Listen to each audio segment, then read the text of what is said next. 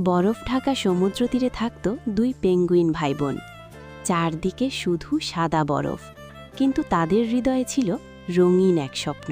তাদের হাতে ছিল মাত্র 10 টাকা, অল্প পুঁজি কিন্তু অগাধ বিশ্বাস। দাদা ছোট্ট ঝুড়িতে ফল নিয়ে বরফের পথে পথে বিক্রি করত। ঠান্ডা হাওয়া বইত, কিন্তু তার স্বপ্ন কখনো থামত না। প্রতিদিন সন্ধ্যায় সব টাকা বোনের হাতে তুলে দিত সে।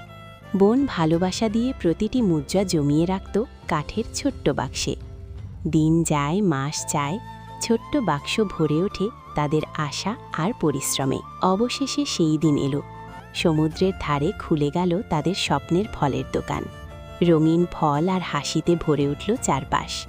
দুজন একে অপরের দিকে তাকিয়ে হাসল, কারণ তারা জানত ছোট শুরু হলেও একসাথে থাকলে স্বপ্ন একদিন সত্যিই পূরণ হয়। বন্ধুরা, গল্পটি ভালো লাগলে অবশ্যই লাইক এবং সাবস্ক্রাইব করবে।